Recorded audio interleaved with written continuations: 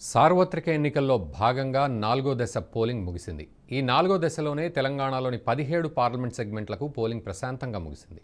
దాదాపు 2 నెలలుగా రాజకీయ పార్టీ పోటాపోటీగా ప్రచారం నిర్వహించాయి. కానీ అన్ని నియోజకవర్గాల్లో ప్రచారం ఎలా ఉన్నా అందరి చూపు మాత్రం హైదరాబాద్ సెగ్మెంట్ పైనే. పోలింగ్ ముగిసి ఇక ఫలితాలే రావాల్సి ఉంది. మరి హైదరాబాద్ పార్లమెంట్లో విజయం ఎవరిని వరిస్తుందనేది ఇప్పుడు అందరిలో ఆసక్తి నెలకొంది. ముగిసిన సార్వత్రిక ఎన్నికల పోలింగ్ 17 పార్లమెంట్ సెగ్మెంట్లలో పోలింగ్ ప్రశాంతం. 2 నెలలుగా నువ్వా నేనా అన్నట్లు ప్రచారం. అందరి చూపు హైదరాబాద్ సెగ్మెంట్ పైనే. హైదరాబాద్ పార్లమెంట్ లో పెరిగిన పోలింగ్ శాతం. ఓల్డ్ సిటీ ఓటర్లు ఎవరికి పట్టం కట్టారు? మజ్లిస్ గెలుపుపై నీలి నీడలు కమ్ముకున్నాయా? పాత బస్తీ వాసులు బీజేపీని ఆదరించారా?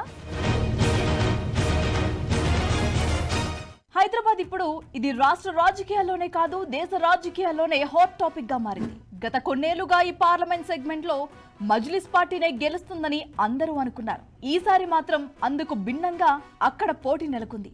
బీజేపీ అభ్యర్థిగా మాధవీలతను రంగంలోకి దింపింది కమలాదళం. ఇంకేముంది, అక్కడ ఒక్కసారిగా సీన్ మారిపోయి దేగిలెంగే అన్నట్లుగా ప్రచారం కొనసాగింది. బీజేపీ ఎంఐఎం అభ్యర్థులిద్దరూ నువ్వా నేనా అన్నట్లుగా గల్లీ గల్లీ తిరిగారు.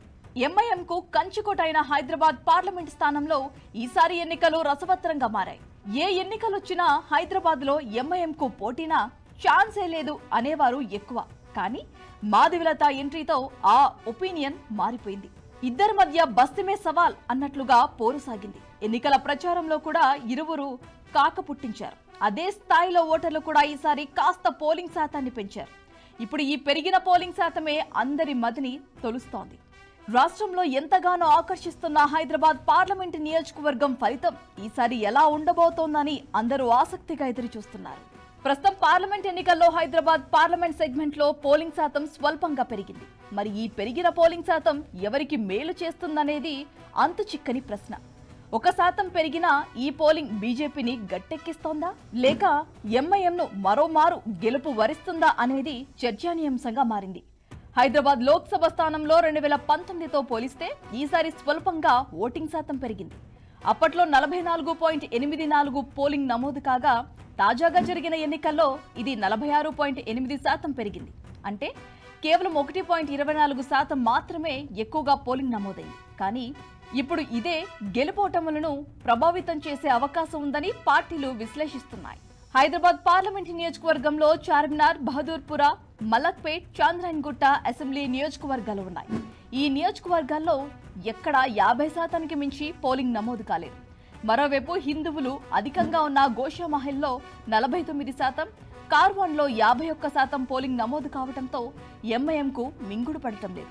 ఆయా నియోజకవర్గాల్లో బీజేపీకి అధికంగా ఓట్లు పడే అవకాశం ఉండటంతో మొదటిసారిగా ఎంఐఎంలో ఆందోళన మొదలైంది. మలక్పేట్లోనూ బీజేపీ భారీగా ఓట్లు రాబట్టిందనే ప్రచారం జోరందుకుంది. దీంతో మజ్లిస్ గెలుపుపై నీలినీడలు కమ్ముకున్నాయి.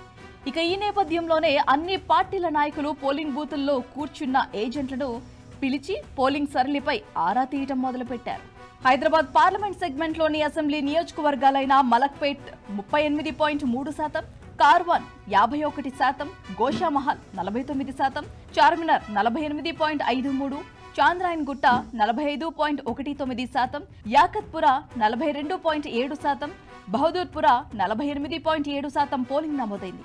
స్వల్పంగా పెరిగిన ఓటింగ్ ఏ పార్టీకి లాభం చేకూరుస్తుంది అన్నది ఇప్పుడు ఆసక్తికరంగా మారింది. పోలింగ్ శాతం పెరగటం అంటే ఓల్డ్ సిటీ వాసులు మార్పును కోరుకుంటూ కమలం గుర్తుకు ఓటు వేశారని బీజేపీ విశ్వసిస్తోంది. చూడాలి మరి పాత బస్తీ వాసులు మార్పును కోరుకున్నారా, రొటీన్ గానే తీర్పిచ్చారా అనేది.